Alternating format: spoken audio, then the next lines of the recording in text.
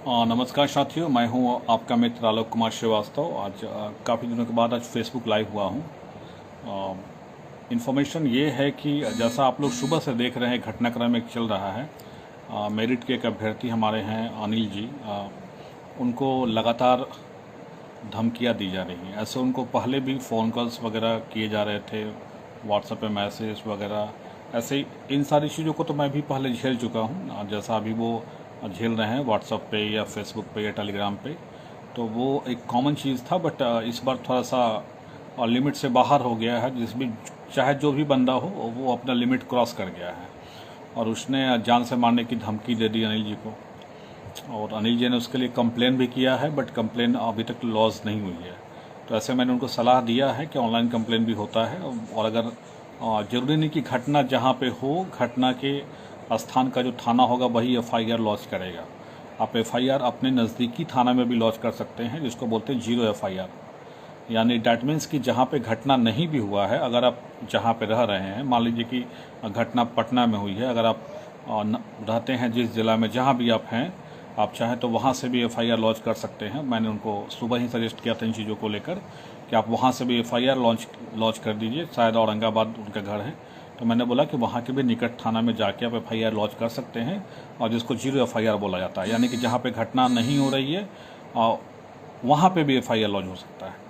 वो एफआईआर जो लॉन्च होता है उसको जीरो एफआईआर बोलते हैं, और वो एफआईआर ट्रांसफ़र होके और जो घटना वाला पुलिस का थाना है उसके पास ऑटोमेटिकली चला आता है। तो ये भी तरीका है। ऐसे ऑनलाइन पोर्टल तो बहुत सारे राज्यों ने अपना ऑनलाइन पोर्टल भी बना दिया है कि जब ऑनलाइन पोर्टल के द्वारा आप डायरेक्ट कंप्लेन कर सकते हैं।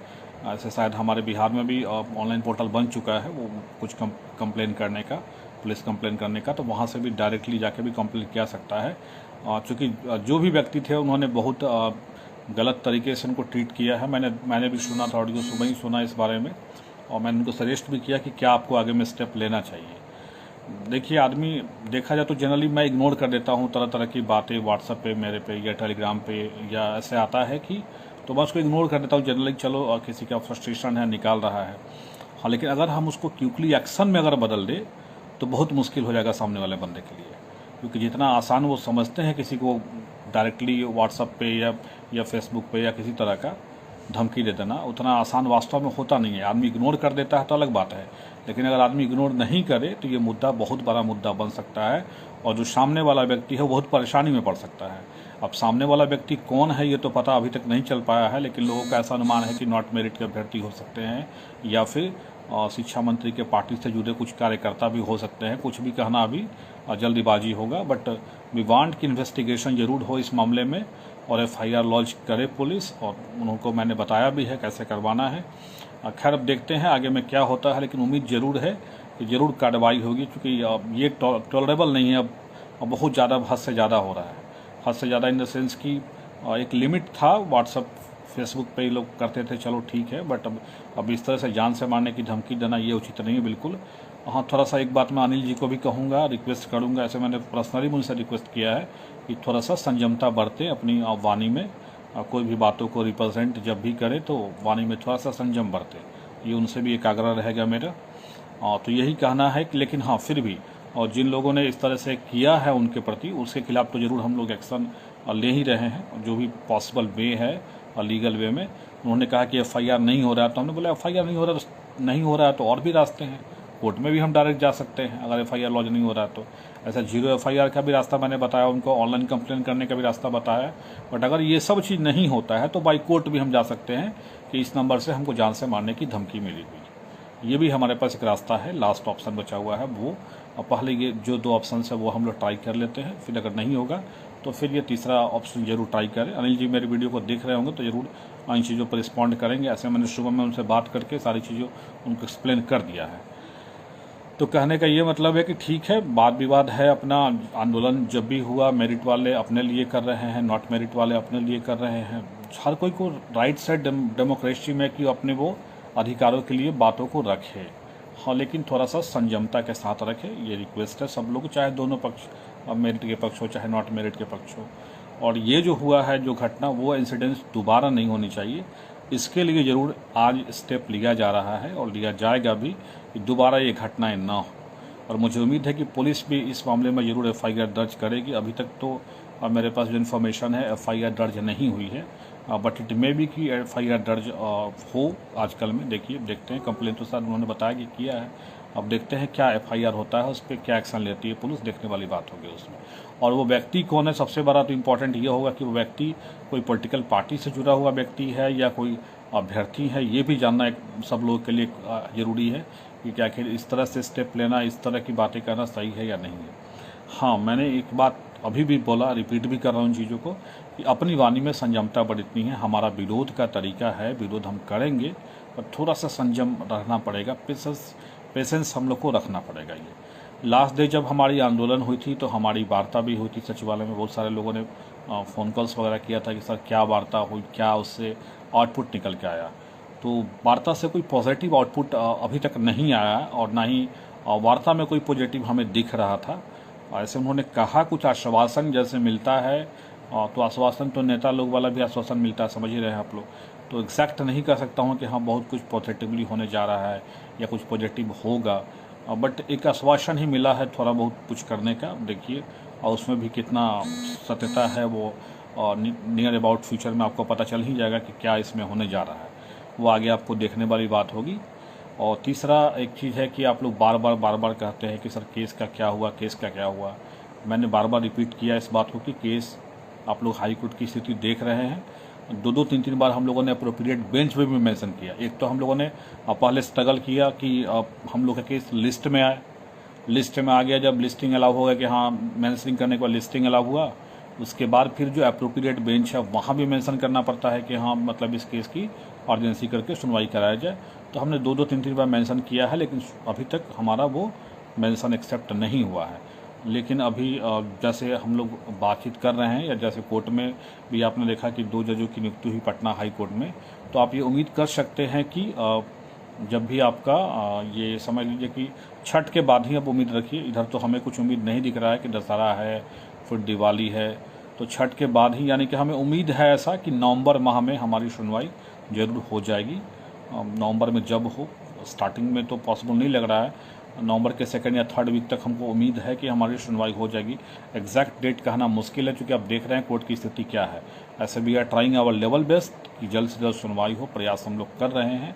अब देखिए उस प्रयास में कितना हम सफल हो पाते हैं, लेकिन हम अपने स्तर से जो भी प्रयास होगा वो प्रयास हम लोग कर रहे हैं। सोशल मीडिया पे लोग गाली गलौज करते हैं, ये एक मतलब एक कॉमन चीज़ बन गया है और ये सब झेलने की आदत हो गई है मुझे। मैं तो देखता हूँ, मैं कोई पोस्ट किया तो कुछ देखा कुछ लोगों ने निगेटिव कमेंट किया, गाली गलौज किया, मैं इग्नोर कर देता हूँ बिल्कुल। मैं कुछ रिएक्ट ही नहीं करता।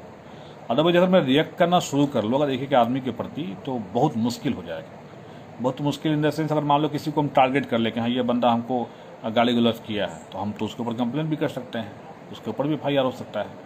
लेकिन बात है कि आदमी सोचता है कि सब लोग अपने अपने, हो सकता है किसी को फ्रस्ट्रेशन है नॉट मेरिट में होने का, किसी को कि मेरिट वाले हैं ये विरोध कर रहे हैं हम लोग का, तो अपने अपनी फ्रस्ट्रेशन का निकालते हैं वो लोग, इसलिए आदमी कुछ रिएक्ट नहीं करता है कि लीगली किसी को परेशान करने की ज़रूरत क्या है।